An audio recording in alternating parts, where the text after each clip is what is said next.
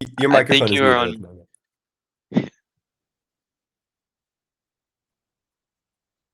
No, I We think your can't hear microphone you. is muted.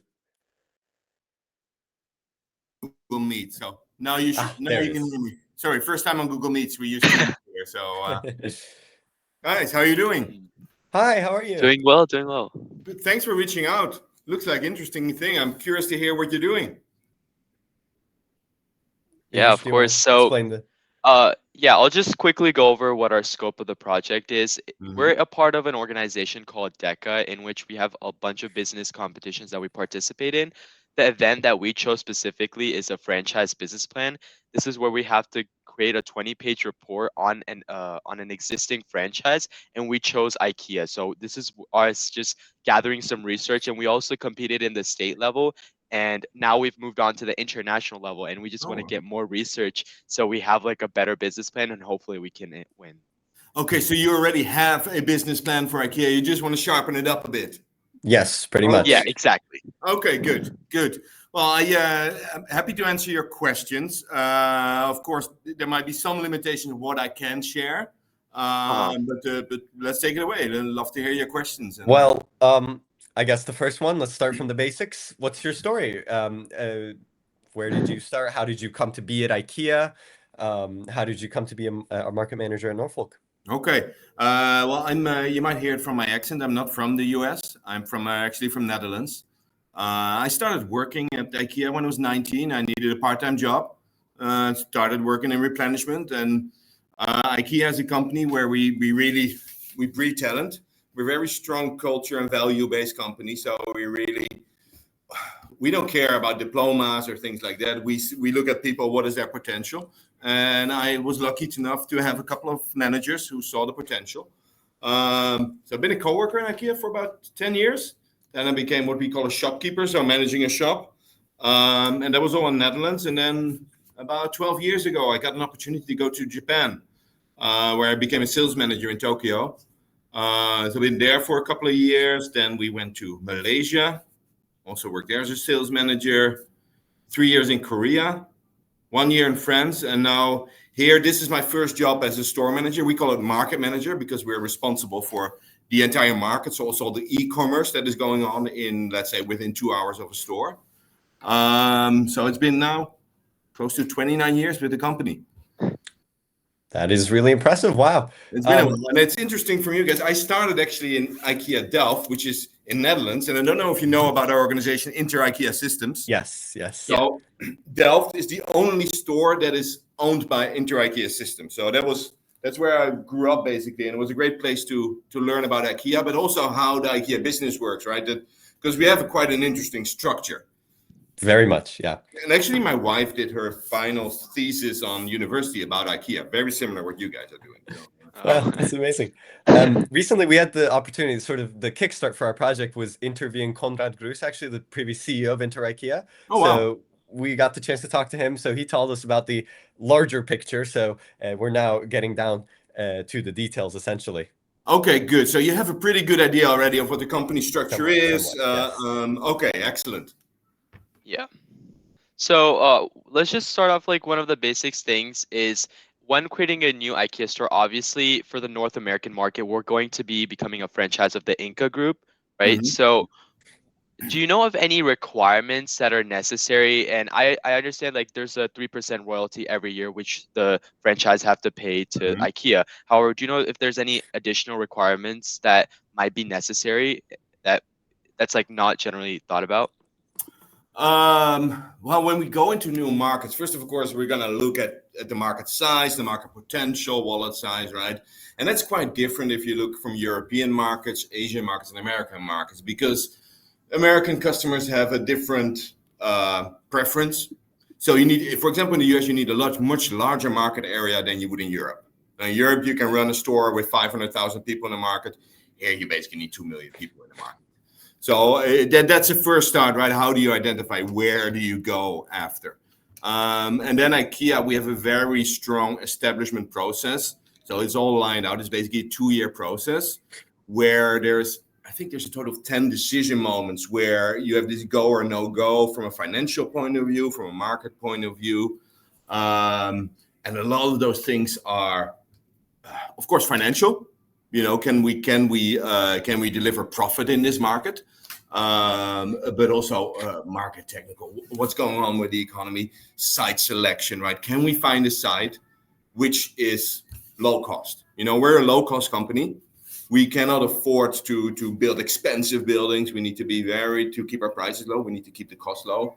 And that's one of the big strengths of IKEA is that we have our own money.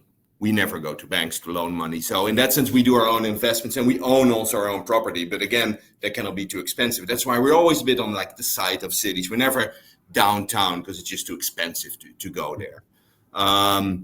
If you then look at what does it need to constitute an IKEA store, we have what we call mandatories. There's 46 mandatories that every IKEA store needs to comply with.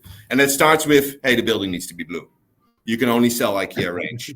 But it goes to quite deep in like how we do the layout in the store. So we call that a concept mandatories, and you need to have a certain score to be even able to open the store. And every 2 years we do another concept check. We actually have one coming up in May. So we're working hard to make sure everything is all okay. But I'm not sure if that was exactly what you're after, but that takes a little bit what are the requirements and in opening, but also in running a business. Yeah, that is pretty much exactly what we're looking for. So first of all, I find that interesting with the branding. So obviously, we've researched this a lot. IKEA is a very top-down brand, like it likes to maintain consistency, Yes. Even across continents, the store layouts are the same, which I can attest to. I have been to many IKEA stores. It's great. It's a great feature. My question is, so you said that, for example, the Norfolk IKEA, it also has so you call it a market manager because you manage online things too. So what is the split between Inca Group's contribution, the Norfolk IKEA, like the store, obviously, it's, your job to run. Yeah. So the online store, that's the IKEA US website. How does the relationship work from the franchisors to the franchisee? Okay. Yeah. So within the countries, there's not a big role for IKEA systems. We pay them our 3%. They have an audit responsibility, so they are the owner of that concept check that I just did, that I just told you about. But within that space, we have quite a bit of freedom.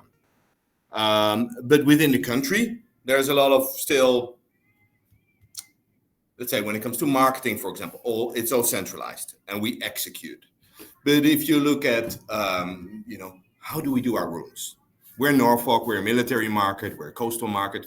We make sure our rooms are local. I have military medals on the wall. I have the coastal feeling. So those are the things we actually require. One of the mandatories is you need to have local adaptation. If you don't do that, you're not meeting the criteria. The rooms are different sizes in every market. New York, we have smaller rooms than our market. If you go to Charlotte, they're probably even a little bit bigger because they're Carolina as well. You're from there, they're big houses, right? Yeah. Yeah, going off of that, like, how do you guys potentially identify like the primary target market, and is there like a constant check? I know you mentioned like the concept checks, but like, is there market analysis done like every year or every 5 years to reevaluate how many people have come and things such as that? Yeah, not every year. We follow that up quite regularly, of course. One of the things we always look at if you decide where to go into a market, and let's say if I just take it from our local perspective, right? We have marketing money to spend. Where we're going to spend it? You can only spend your dollar once, and there's never enough of it. So we look, for example, very much. We have a lot of data about every zip code, and one of the key metrics that we're looking at is we call these core households. So we're looking at households who are generally families with children, middle-aged, usually a bit middle to higher educated, and usually a bit progressive leaning.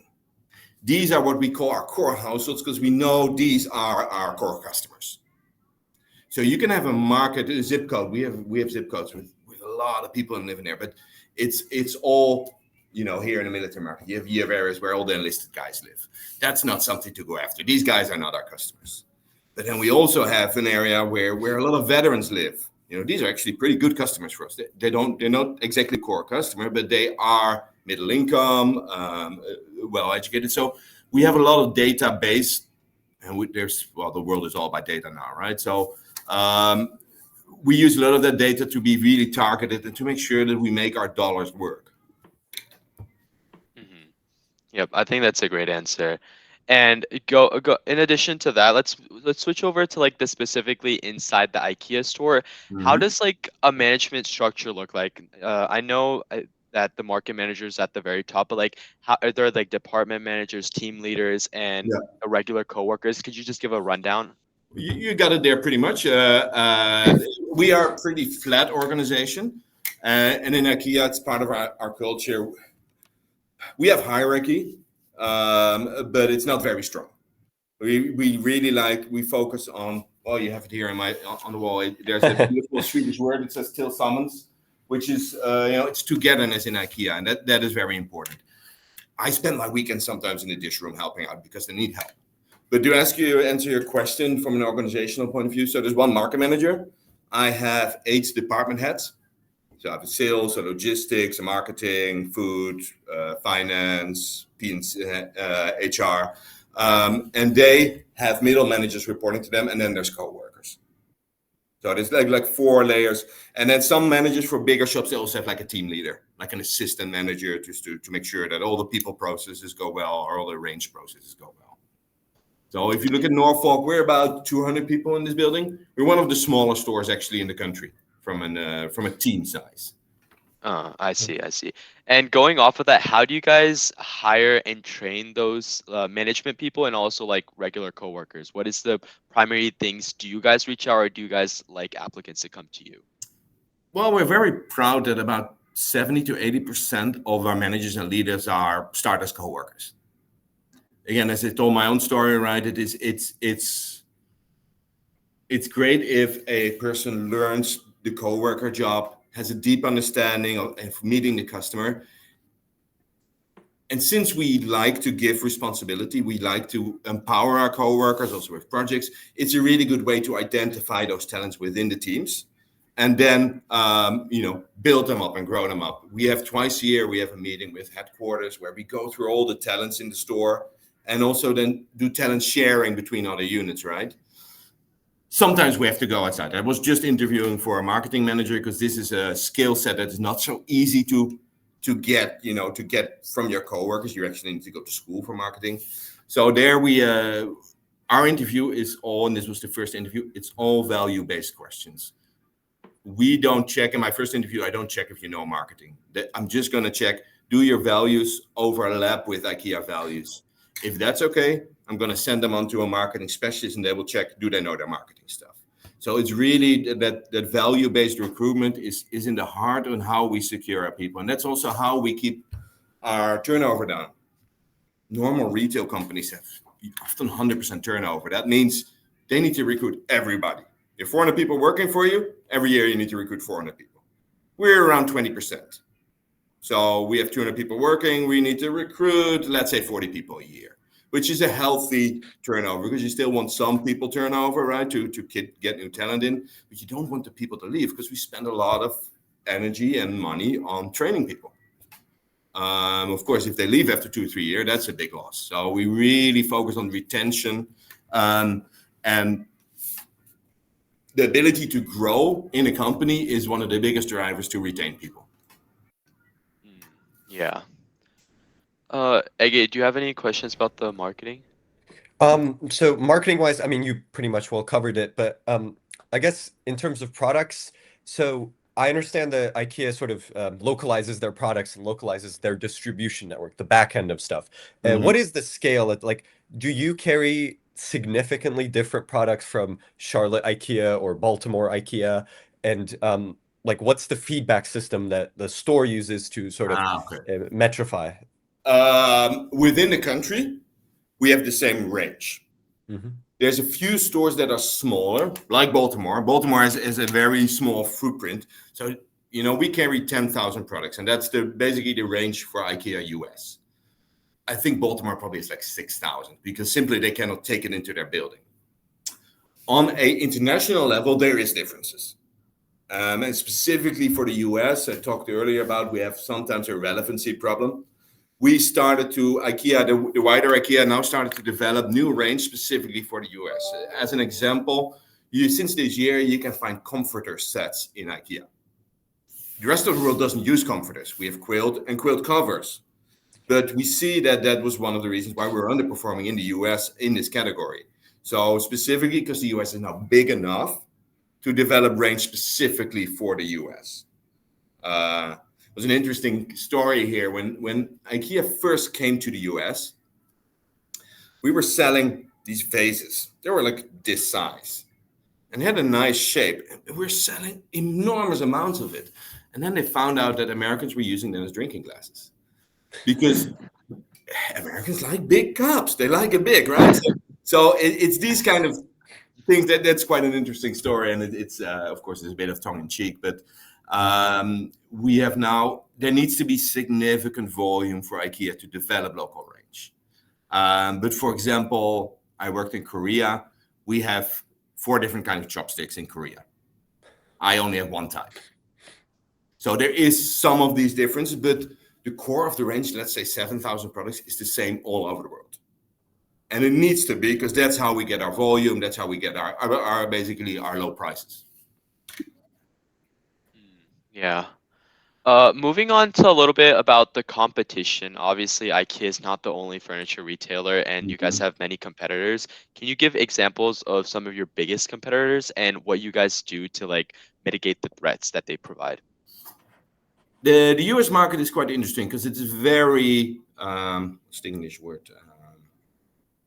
There's no one the big competitors, at least from the brick and mortar point. The biggest competitor overall is very simple. It's Amazon, it's Wayfair. They are the ones that compete for the wallet.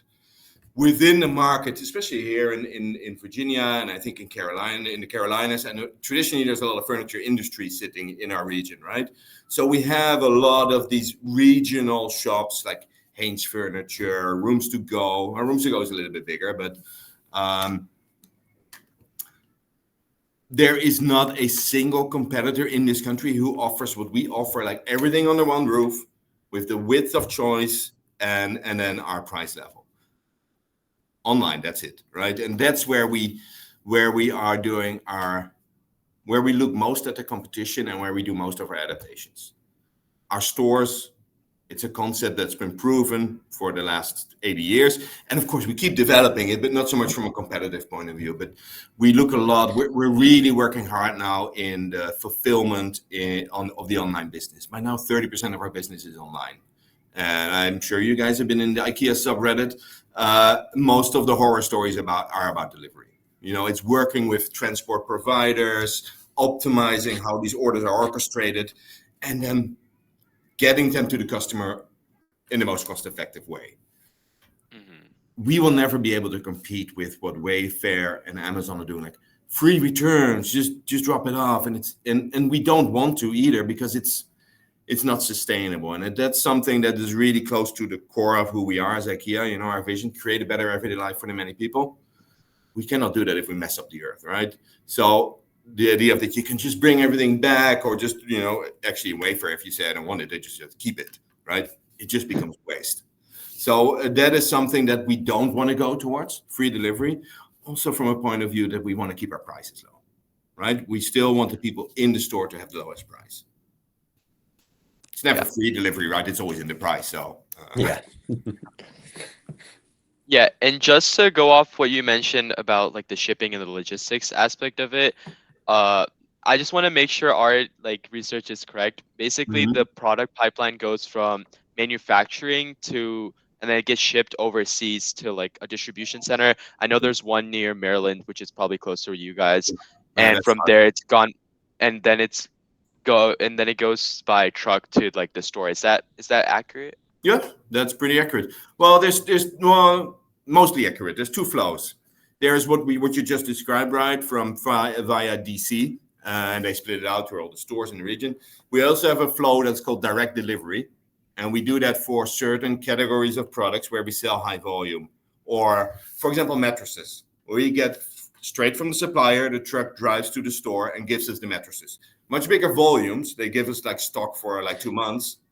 but we get a big cost benefit because we don't need to go through the distribution centers. It's basically just on these big categories where big suppliers are locally. So it's very different in Europe, where you have a lot more local suppliers, so you have a lot more of that part. For us, there's not that many local suppliers. Mattresses are actually made in Virginia, so there we get those direct deliveries. But that's more or less the two flows that we have, the main flows. Yeah. Let's move on to something that I know you mentioned you won't be able to tell us a lot about. However, we still have to talk about it a little bit in our presentation. It's the financial section of it. Yeah. When we asked Mr. Gruus as well, he couldn't tell us a ton either, and we understand that completely. But I'm still gonna give it my best. Yeah, give it a shot. So around how long from like the start of the IKEA store, how long does it take to become profitable? Does it take 1 year, 2 year, 3 years, five, more than 5? It depends. It really depends. It depends on the market. The store I ran in Korea, I opened a new store. They were profitable from the first year. I know there were countries. I know we went into Russia at some point, and the first 10 years they didn't make a dime. After that, they became very profitable, and that's the benefit as a company, because we don't have stock. We don't need to present quarterly figures, right, and make our stock owners happy. What I can tell you, it's more challenging in the US because of the high staff cost.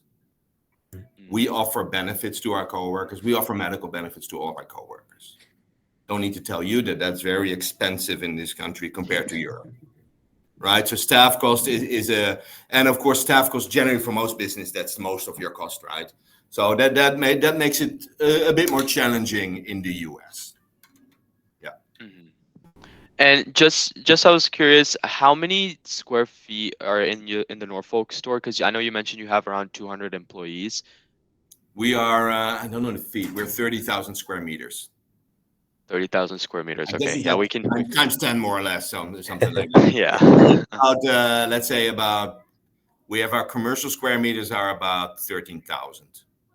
So you need to say about 40% is commercial, the rest is warehouse, back of house areas, and things like that.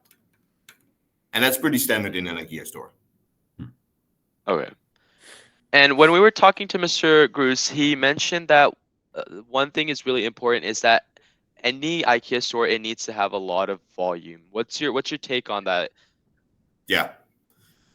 You know, there's certain costs in a business that are not scalable. My rent will always be the same. My depreciation will always be the same. You know, the airco on the roof, that's expensive stuff. I paid it off over 10 years. So since you have these fixed costs, I need to make at least enough volume to cover those costs, right? I have flexible costs, my staff costs, my operation costs. I can play with that. But there's a certain level that you need to get to become profitable. And again, that is related to the local situation, right? Staff cost percentages, utility cost, and things like that. I can tell you that, I'm not going to name numbers, but let's say in US, you need about double the top line compared to France to be profitable.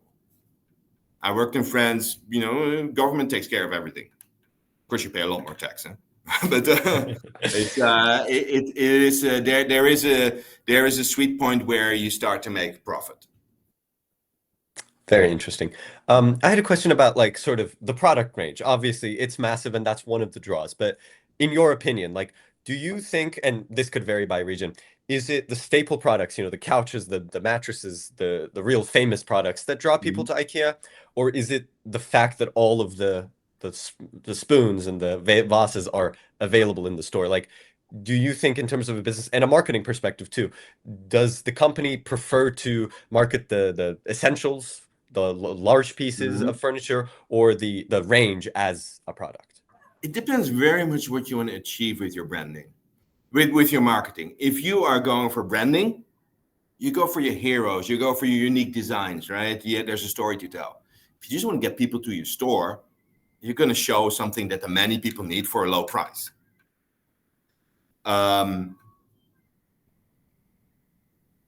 We have a certain part of our range, which we classified globally. We call them our aces. that needs to be, Billy bookcase. In Yeah. every single store, it needs to be on a good location. It needs to be easy to pick because we know the people are coming for it, and we need to sell those volumes to keep the price low. But then we also have range that is maybe in the range only a couple of months. Like now, we have an Easter range. Comes in for a few months. It's to create that exciting, that vitality. That's to drive the visitation. It's not to drive turnover. Easter range is not going to blow the bank for us, but it draws in those people that just like the fun shop. We don't necessarily need to advertise a Billy. That thing sells itself, right? It's we just make sure it's available, it's well presented. But these kind of more specific ranges, you need to tell a story about it, and it depends also on the customer, right? If you're moving house, you're coming to IKEA anyway, right? These customers we get, but we need to have these extra things to have these people that, I got my Saturday afternoon off. What shall I do? Right? They don't have a need. But you still want to get them into the store because once I have them in the store, I can sell them something. So that marketing strategy is really it's activation, it's attraction, it's branding. It depends on the purpose of the marketing. Yeah, I think that's really important. And just to go off, what are some essential factors that you think go into running a really successful IKEA franchise, considering you've done this for the past 2 years? What's your take on it? What's like the one or two things that you would really like to focus on?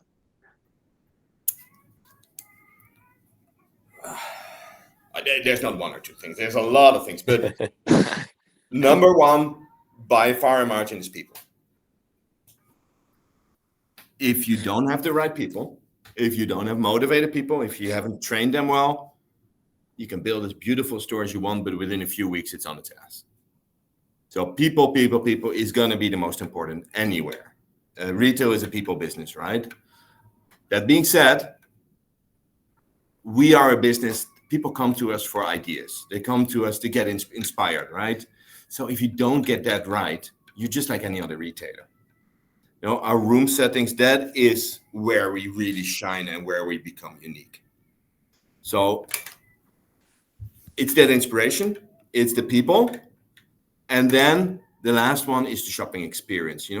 It should be as easy as possible to shop in IKEA. And IKEA isn't always easy to shop, right? We ask customers to do a little bit themselves, so that's how we keep our prices low.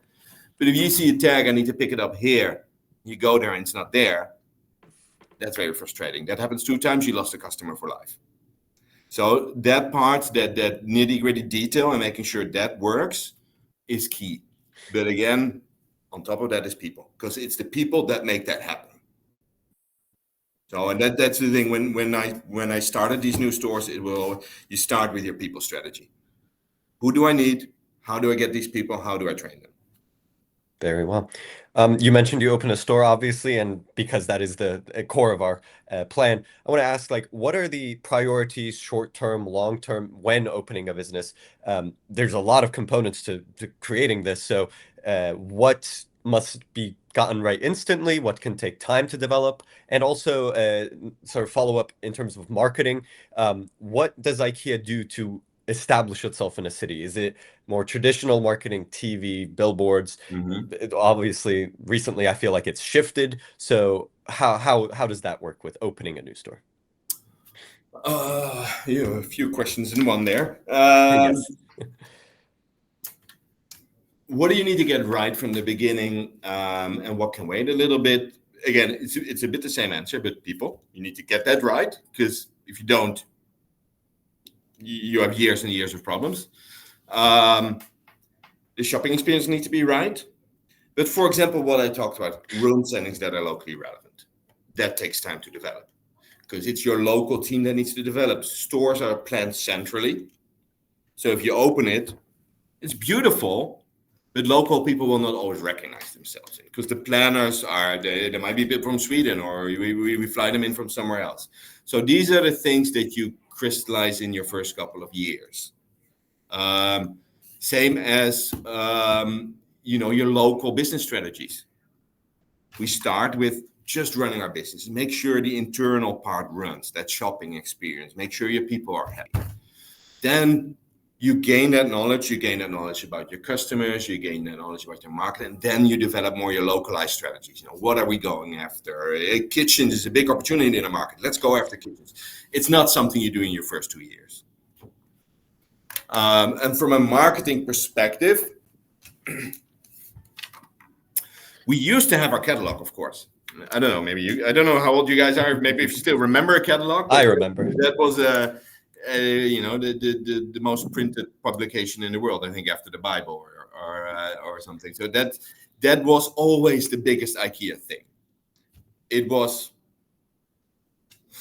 obviously not sustainable, printing 100 million catalogs, and it was also financially very tough to maintain. And there we switched away from that and to much more localized marketing campaigns. There's some very interesting examples out there. I'll send you a very fun video. Is there a chat function in this? There should be a share there screen is. or a chat. Let me see. Yeah, there's a chat if you look at the Bottom right. Bottom right. Bottom right. There we go. Yeah.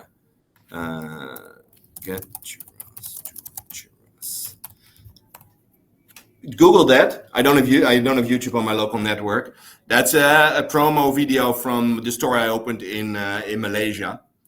Very localized, very fun, and that tongue-in-cheek IKEA marketing. Wow. In the US, it's a bit more sensitive. There is that some of the European commercials are too on the edge for the American public. So you do need to localize this. And there is some stories, I don't know if you heard, this was a couple of years ago when we were still doing a catalog, and we had businesses in Saudi, and IKEA had to take the women out of the catalogs. That was not a good thing. So that's one of the reasons why I think it's one of the reasons why we stopped at the catalog, because we didn't want to make these compromises, but it was needed from a local point of view. And just say it to illustrate that locality part of it is so important from a marketing perspective, because people want to have the feeling, okay, IKEA knows me, instead of, oh, this is just some global conglomerate who wants to make money. So this video, was it at the inter level, the franchise level, or the store? Like who? So this is actually made by a local PR company in Malaysia, which is then was steered by the country organization of Southeast Asia. There was a couple of countries working together there, but it's a local company who made it. Because Churras is actually, it was the name of the neighborhood where the store sit. So the store was called IKEA Churras. And they did a very fun wordplay. You'll laugh your asses off when you watch that video. But so that is locally made. Again, to get that local flavor. Interesting. Yeah, and as we're like about to close off here, I was just wondering, is there like a franchise disclosure just document or like agreement that if there's like an unclassified version that perhaps you could maybe share with us, that would be of great use? I don't know. Or like the 46 things, that you mentioned earlier that are like requirements for an IKEA store. I cannot share those. From the contractual point of view, that is on national level. So IKEA US or Inca US has a franchise contract with Inter IKEA Systems. I just see 3% taken out of my P&L every month. So it's a pretty global standard franchise fee. I think a lot of franchises used around that 3%. It's that intellectual property rights and all those things. Yeah. But I can give you some examples of these mandatories, right? Because we talked, building needs to be blue.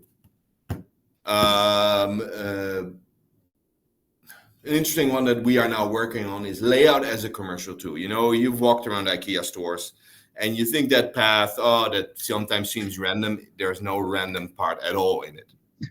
Every square meter, we know exactly what we need to put there and what is the impact on customers, because customers don't move around by choice in the store. We steer that a lot.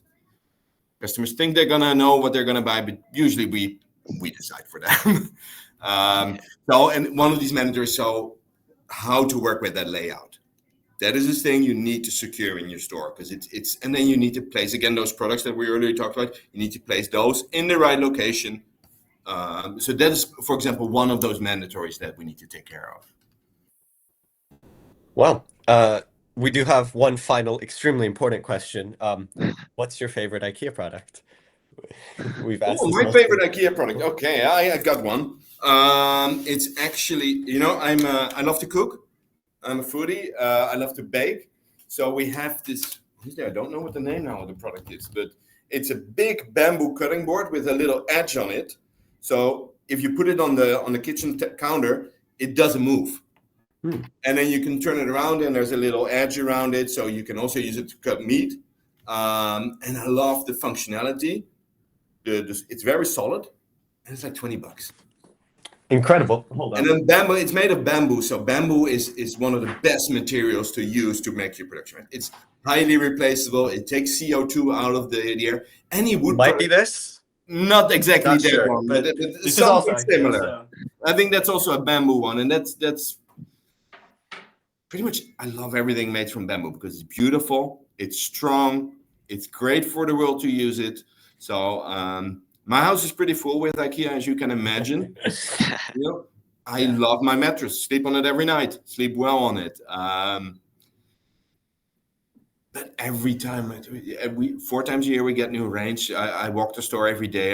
Every day, I find products new that are just excellent. We are now getting some frying pans made out of carbon steel. Carbon steel frying pans for $30. That is. We got 10 in and they were sold in a day, and now I need to wait for the next range to come.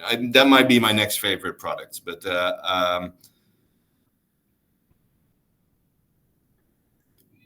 what makes my enthusiasm about the range is that we use something. I don't know if you with Conrad talked about democratic design. Yes. Yeah.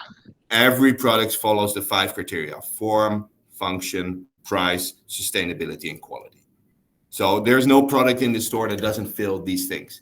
Yes, there's range that, I don't have a traditional home. We have a nice traditional range. I wouldn't buy it, but I still love it because it's designed in such a way that someone will love it. And it will make someone's life better. So I have my personal favorites, but that doesn't mean I'm going to put it on a hotspot. That just means that, hey, that's what I buy. Yeah. Well, that is extremely interesting to hear. What's your favorite product? That's a difficult. I like the cork products. Like, there's the little phone holder made out of cork for some reason, or like a cork desk mat. It's right there, actually. Yeah. That's IKEA. The green couch back there is a Kivik. So the table is IKEA. Obviously, there's a reason we're doing this franchise, and first of all, it was extremely interesting to talk to you, Conrad, all about it. It's kind of one of my dream companies, one of the companies that I feel truly prioritizes design to such a degree these days. I don't know if you've ever heard of Dieter Rams, famous German industrial designer, back in the 50s with Braun. He worked with Braun. He said that a couple interview back, he said there are a few companies in the world that I think still care about design to a genuine level. And on that list, he said Apple and IKEA. So that I think that kind of sums it up. What's the difference is it's in our companies, because IKEA and Apple, we are both companies that start from the why.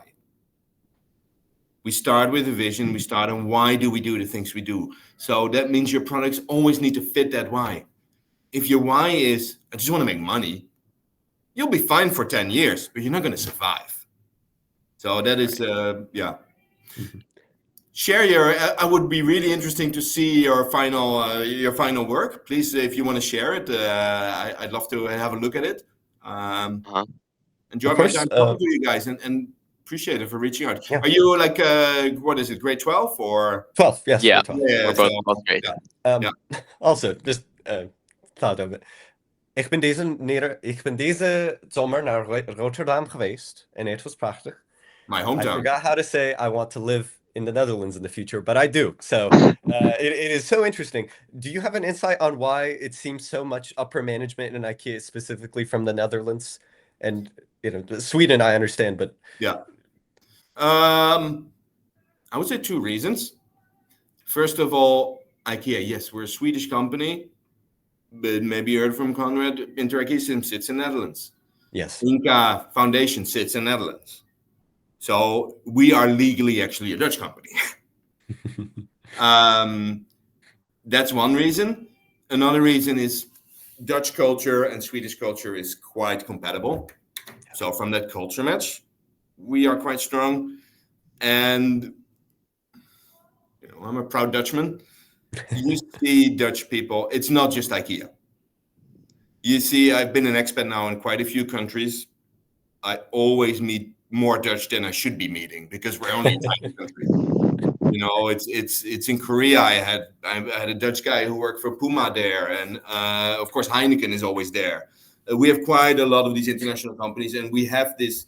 We're a tiny little country surrounded by big neighbors, so we always had to speak our languages. We always had to make deals. So it's in the culture to be entrepreneurial and to go out.